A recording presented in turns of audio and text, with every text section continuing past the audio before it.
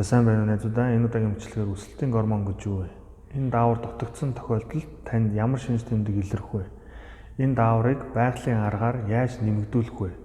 Мөн гаднаас хэрэглэсэн тохиолдолд хэр аюултай вэ гэсэн асуултанд хариулах болно. Өсөлтийн гормон гипофизд ялгардаг пептид төрлийн гормон. Энэ төрлийн гормон нь тестостероныг бодвол уурган бүтцтэй байдаг. Харин тестостерон бол холестериноос бүрддэг. За ийм учраас манайхан тосон болон усан тариа гэж ялгаад байдаг. Энэхүү даавар таны өөх хайлах, булчин ургуулах процессод шууд бусаар оролцдог учраас энэ сэдв маш хэрэгтэй сэдв шүү. Ялангуяа үргэлж туранхай залуу харагдахыг хүсдэг хүмүүст. Энэ даавар нь 30-наас гараад ирэхээр тестостерон шиг багасаад ирдэг. Учир нь тестостерон болон өсөлтийн гормон нь синергистүүд юм. Энэ нь юу гэсэн үг вэ гэхээр бие биенээсээ харилцан хамааралтай гэсэн үг. Тестостерон буурвал өсөлтийн гормон дагаад буурна, мөн эсвэргээрээ өсөлтийн гормон буурвал дагаад тестостерон буурна гэсэн үг. Ер нь дааврууд бие биенээсээ маш их харилцан хамааралд оршдог.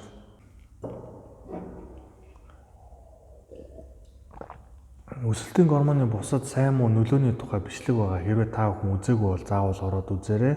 Харин одоо энэхүү даавар дутагдсан тохиолдолд танд ямар шинж тэмдэг илэрх талаар ярив. За энэ даавар дутагдвал хамгийн түрүүнд таны арьс өртөнө. Таны арьс маш хурдан өвчлөгдөж хөгшрөн гэсэн үг. Учир нь өсөлтийн гормон коллагены нийлэгжилд бас оролцдог.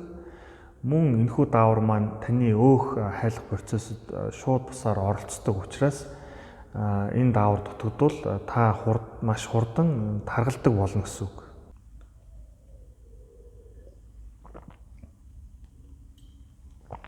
Энэ даавар дутагдж байгаа хэсгийг шалгахад маш амархан. Та шанааныхаа энэ хэсгийг хараад үзээрэй. За энэ чихний энэ хэсгээр хэрвээ арьсчин унжиж өвчлөөдсөн бол одоо энэ даавар дутагдсны шинж тэмдэг. Харин өөрөөр бол шинжилгээний лабораторид энэ өсөлтийн гормоныг бас өгж болно. Одоо орчин цагт Монгол улсад маш олон шинжилгээний лабораториуд энэхүү дааврын шинжилгээг бас авдаг болсон байлээ. Зарим нь одоо өсөлтийн гормоныг байгалийн аргаар хэрхэн нэмэгдүүлэх талаар ярив. За энэ үед бол циркадын хэмнэл гэдэг ойлголтыг ойлгож авах хэрэгтэй. За манайхан бол циркадын хэмнэл гэдэг биологийн цаг гэдгээр нь бол илүү сайн мэднэ. За би бас өмнөх бичлэгэн дээр хэлжсэн өсөлтийн гормон унтчихт маш сайн ялгардаг гэж. За энэхүү одоо унтчихт маш сайн ялгаруулахын тулд одоо циркадын хэмнэл буюу биологийн цагаар орой 10 цаг гэхэд унтах ёстой. Ингэж эрт унтаж чадвал өсөлтийн гормоны ялгарлын цикл тестостероны ялгарлын циклээр өндөрлөн гэсэн үг. Өсөлтийн гормон сайн ялгарч тестостерон маш сайн ялгарсныг мэдхэд маш амархан. Орой 10 цагт унтаад өглөө сэрэх үед чинь таны бэлэг эргэтэн хөвчөрчихсөн сэрэх ёстой гэсэн үг. 10 цагт унтахаас гадна өсөлтийн гормоныг маш сайн ялгаруулахын тулд та өлөн байх ёстой. Яагаад вэ гэж юу? Яагаад гэвэл өсөлтийн гормон цуснд сахарын хэмжээнээс хамаарч ялгардаг. Хэдий ч нэ та өсгөлөн байна, төдий ч нэ таны цуснд сахарын хэмжээ бага байна. За хэдий ч нэ сахар бага байна, төдий ч нэ таны өсөлтийн гормон ялгарна гэсэн үг. За зөвхөн одоо өсөлтийн гормон маш сайн ялгарч иж таны сахарын хэмжээ хэвийн түвшинд баригддаг юм шүү. За ингээд 10 цагт өсгөлөн унтчаад шөнийн 2 цагийн үед таны өсөлтийн гормон хамгийн дээд цагтаа ялгарна. Ингээд өглөө үүрээр тестостерон ч гэсэн маш сайн ялгарч таны юу яасан сэрэх ёстой шүү. Зарим хүмүүс 10 цагт яаж унтах юм бэ гэж асууж магадгүй. За энэ үед бол танд мелатонин туслах болно. Мелатонин бол нойрны даавар гэж нэрлэгддэг. Энэхүү даавар таныг нойрыг гүн бат болгож мөн бас хурдан унтуулж өгнө.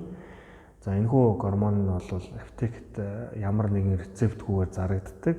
Тасах юм уу эсвэл дараа нь унтж чадахгүй болох гэх мэт сөрөг нөлөө бол байхгүй. Зарим нь одоо энэ бүгдийг эцэслэж дүгнэе. Өсөлтийн гормон маш сайн ялгаруулахын тулд нэгдүгээр та спортоор хичээллэж, эрүүл чанартай маш тэжээлэг хоол хүнс хэрэглэх хэрэгтэй.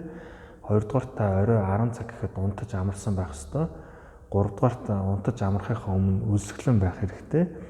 За дөрөвдүгürt та хурдан нойрсож бат бөх унтахын тулд мелатонин ууж болно. Циркадын хэмнэл буюу биологийн цаг барихгүйгээр янз бүрийн спортын нэмэлт хичээл болон биологийн идэвхт бүтээгдэхүүн хэрэглээд бол ямар ч нэмэргүй гэдгийг бол хэлхэн зүйтэй байх.